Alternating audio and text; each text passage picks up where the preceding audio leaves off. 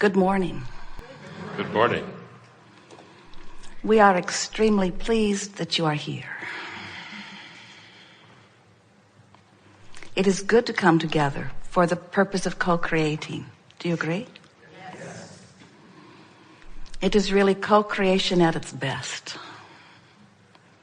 You, physically focused, living the details of your life, coming to new decisions every day about what would be even better, not just for you, but for everything that you hold as your object of attention. You can't help but add to the well-being of all that is just by your deciphering and sifting and sorting and living of life.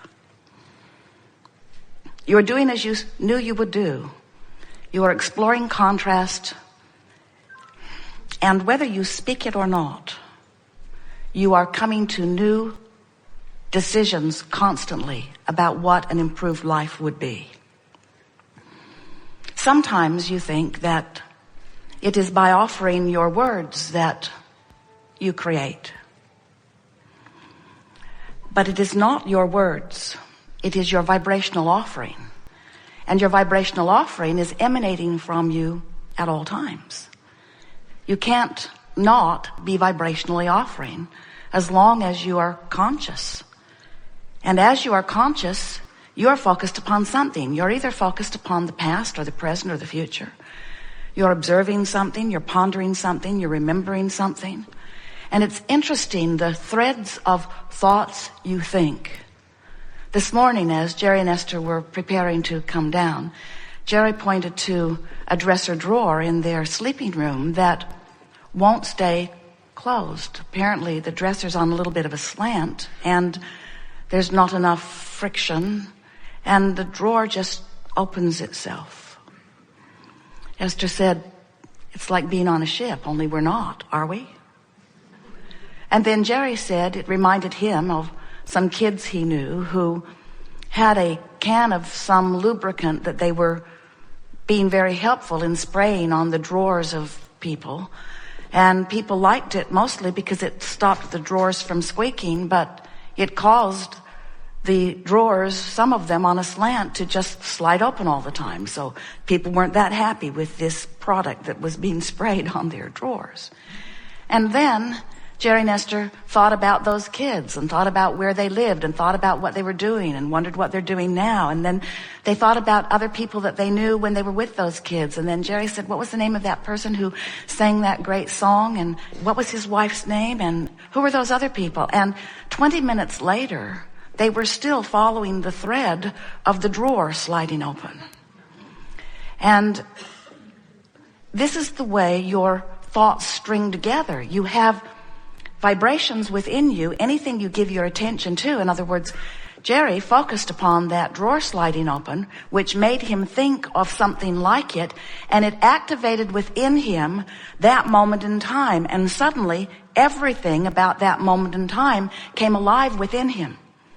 And as he and Esther began talking about it, it became more alive and more alive and more alive. Now, everything about that subject was positive and good feeling. In other words, they were laughing as they remembered, and they were loving those people all over again, even though they haven't seen them or even heard of them in many, many years. But sometimes something happens that activates a thought within you, and when you follow the thread, it takes you into a not good feeling place. And without meaning to, you begin then to add to or to bring current into your now active vibration where all of your power is, something that is not beneficial to who you are.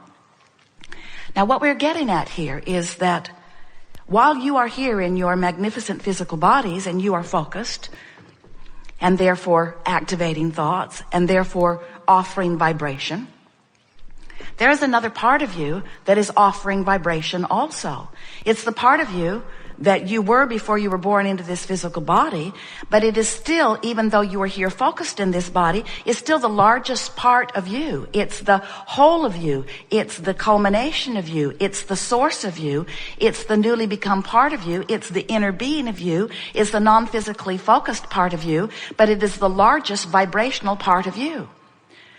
Because before you were born, that energy was swirling. After you're born into this body, it's still swirling.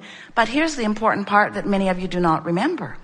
As you are exploring life here, knowing what you don't want, therefore asking for what you do want, every time a new conclusion of what would be an improved life experience, no matter what the topic, no matter how big or small it seems to you, every time one of those rockets of desires radiates from you, that larger part of you embraces it, absorbs it, and becomes it. In other words, vibrationally speaking, every time you know what you don't want, the larger part of you knows what you do want and becomes it, and leads you to it if you will listen.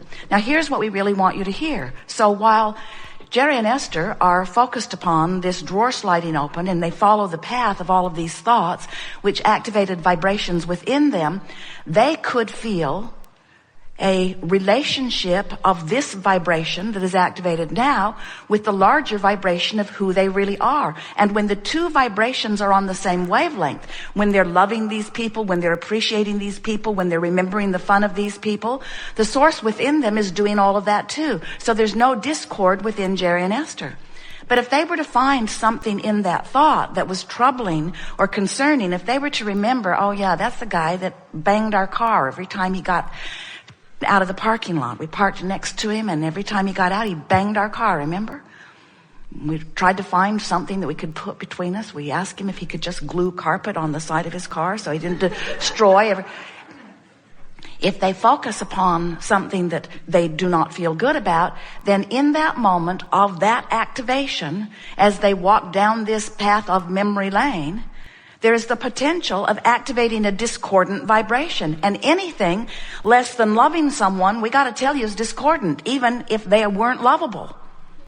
Anything that's less than appreciating this person is discordant, even if they were hardly appreciable at all. In other words, when you get on these topics of truth or memory of things that you didn't appreciate then and you really don't appreciate now, you use that as your excuse to separate is too strong a word, but it makes the point of activating vibrations that don't harmonize with who you really are. And that's the reason that your guidance system works the way it does. Your guidance system is always queued up, this emotional relationship that you have between the two vibrational aspects of you. Your emotions are just that. They are giving you play by play, subject by subject, comment by comment, memory by memory, observation by observation, feedback about whether what you're thinking about is, now hear this, whether it's a step 1 or a step 3 moment that you're having. And what we mean by that is exploring contrast is always a step 1 moment. That's the moment that evokes a request from you, an asking for an improvement. In other words, when you remember someone mistreating you, even as you're remembering it, you're asking for an improvement in the way that person behaves toward you or in the way that all people behave toward you. You can't live anything without asking for improvement. The evolution of the species that is you demands it.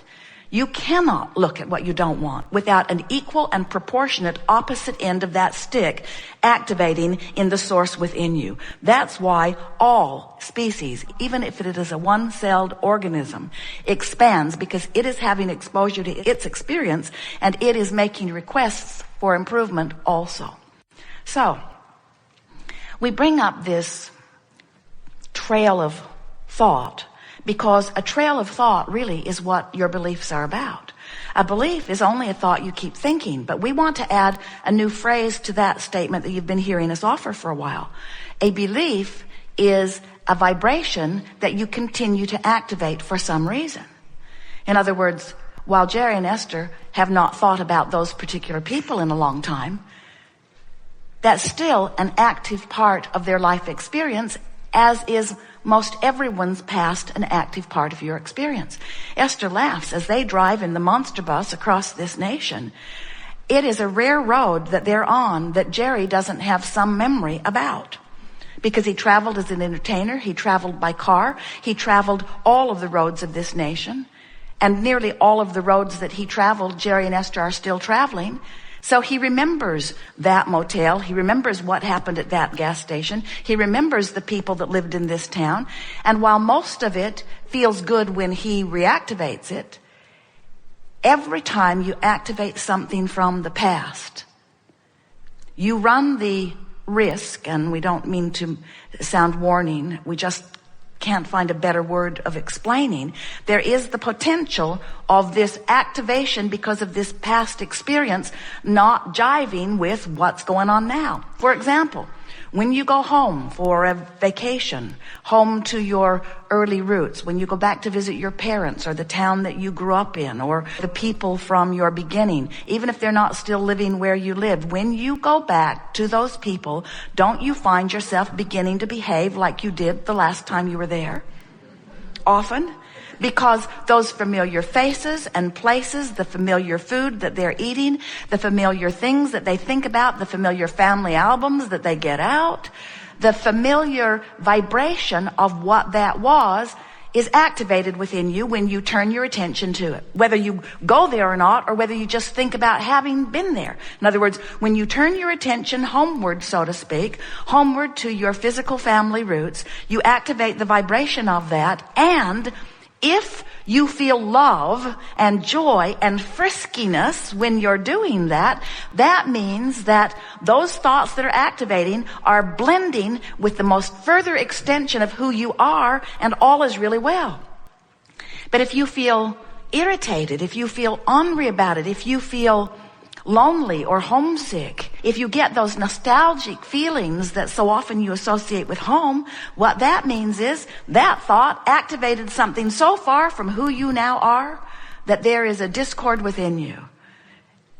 Esther said, after a while of understanding this, now I know what homesick means. Home makes you sick.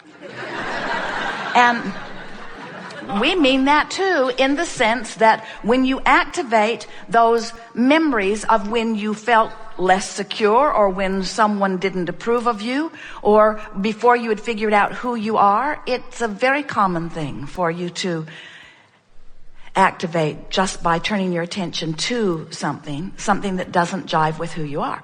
But you don't have to go back home or back into your memory to do that. All day, every day, the thoughts you are focused upon, whether it is past, present, or future, whether it is a person, whether it is a place, whether it is a thing, whether it is a philosophy, whether it is an economy, whether it is a government, it doesn't matter what you've turned your attention to. It is certain that whatever it is, you're getting play-by-play feedback about whether this activated thought that you've got going on is beneficial or detrimental to you. Because your life has caused you to reach into new places.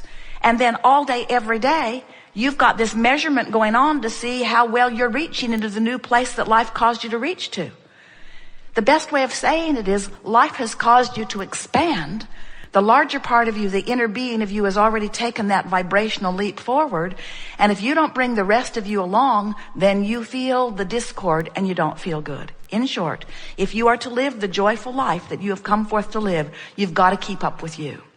And we don't know any of you who can keep up with you when you're looking back. If we were standing in your physical shoes, we would spend so little time looking into the past, it would be as if we were born today. We would spend so little time thinking about anything that had happened before, because everything that happened before your frequency was where it now is. So you're just almost certain of bringing discord to yourself by activating that. Now, we know good things happened in the past, and we know that you can selectively sift through it and find those good things. But you are forward-looking beings. It's one of the reasons that you just don't stay in these physical bodies very long. You don't stay in these bodies very long because you get so enamored with the path that you have walked upon that you want to record it for all to hear. And when you do, it holds you back. It holds you back from where you're going. It keeps you from being who you really are. It's not good for you, so stop it. Or not. Whatever you want is fine. There are no rules to this game of life. There's just an incessant quest that is within you, and that is to feel good. And we're just letting you know why when you don't feel good, what's going on, and why when you do feel good, what's going on. And it is our desire, as we chew together in the hours that are before us, that